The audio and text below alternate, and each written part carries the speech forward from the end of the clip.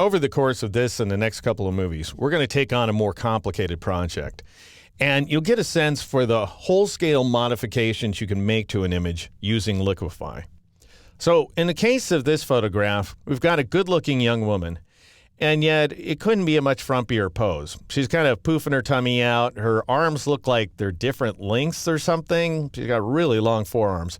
And then one shoulder's higher than the other, so she's kind of slouching over to the left. And her bottom is kind of hanging around this narrow stool. And then she could use some ankles as well. So I ended up coming up with this modification here where her legs are slimmer, her hips are slimmer as well.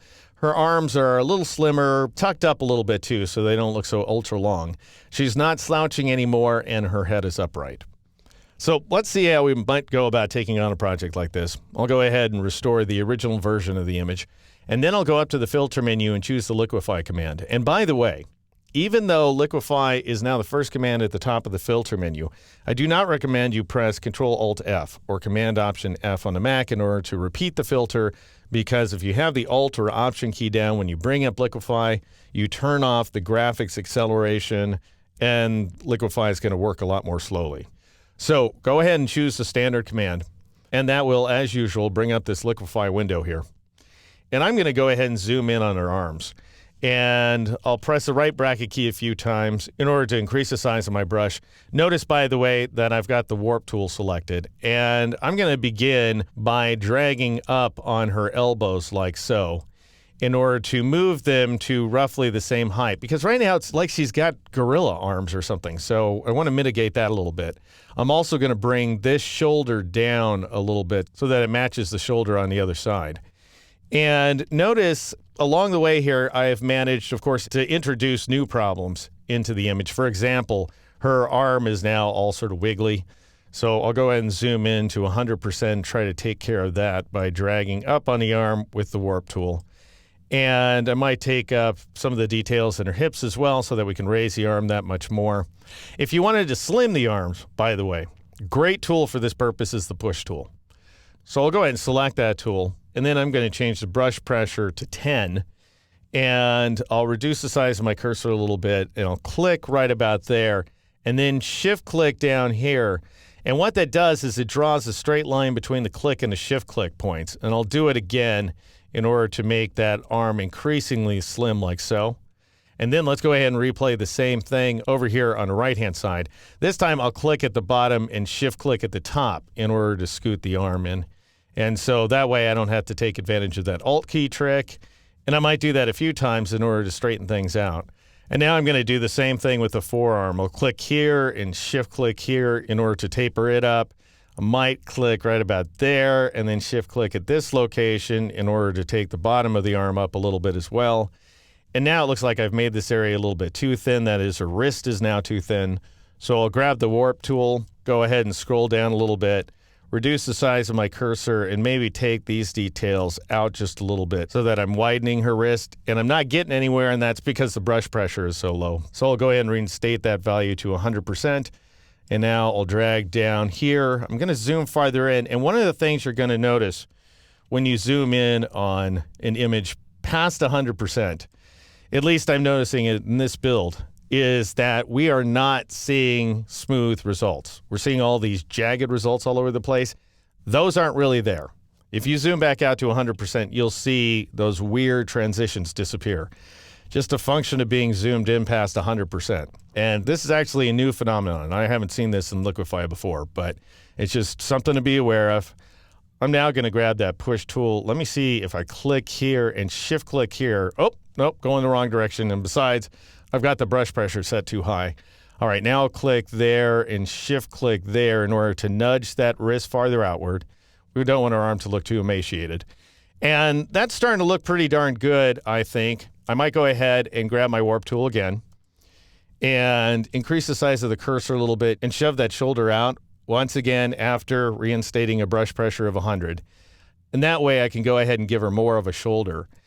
And by the way, this image is pretty forgiving because it's set against a white background, and that means we can stretch the white background into the image, into her shoulder, for example, without stretching any of the background because there really is no background. It's just white. All right, now I'll reduce the size of my cursor and drag down like so on the sleeve so that we're straightening the sleeve a little bit so it doesn't look so bunched up. All right, now let's take on our hips. And I'm going to increase the size of my cursor quite a bit here and then just go ahead and lift those hips upward. Maybe reduce the size of the cursor, lift that as well, tuck this side in.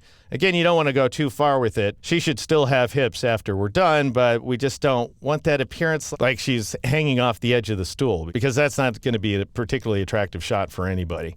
I don't think any of our bottoms are going to survive that. Anyway, I'll go ahead and tuck this up some more.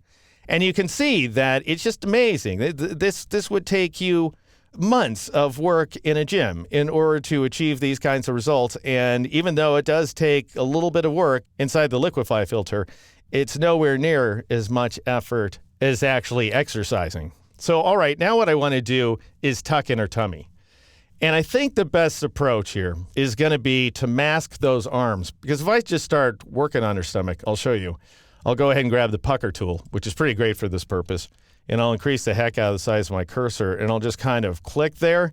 And you notice we're, taking off pounds in just a few seconds. But I'm also running a risk of harming the arm. And let me see if I did. I kind of did a number on this left-hand arm, which might, not be the biggest problem on earth. But the more work I do on the torso here, the more it's going to come at the expense of the arms. So you can mask them. I'll go ahead and backstep by pressing Control-Alt-Z or Command-Option-Z a couple of times. By grabbing this freeze mask tool, that means your masking area is away. And then I would reduce the size of my cursor like so and paint over the arms, paint into the upper arms as well. Looks like I added a little bit of auto scroll there, but that's okay.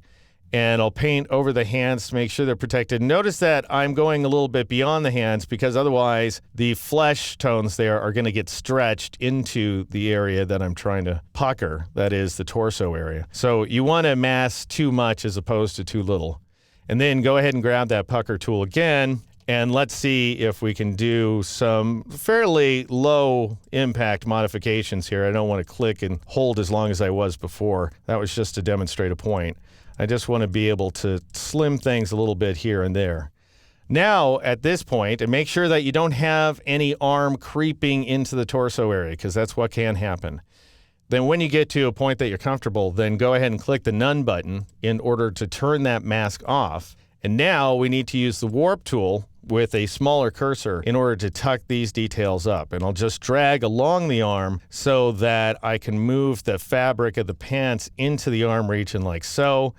And that's going to help create the impression that she's got a little less of a tummy and there's more pant action going on. And now I need to zoom in to this jagged 200% zoom ratio here and adjust these details a little bit more. Maybe take this up the arm again. The unfortunate thing is that I'm kind of messing up the flower pattern in her shirt, but hopefully we can make up for that over time. And I'll go ahead and adjust this edge in as well. Maybe reduce the size of my cursor and try dragging up a little bit here and see what I end up getting.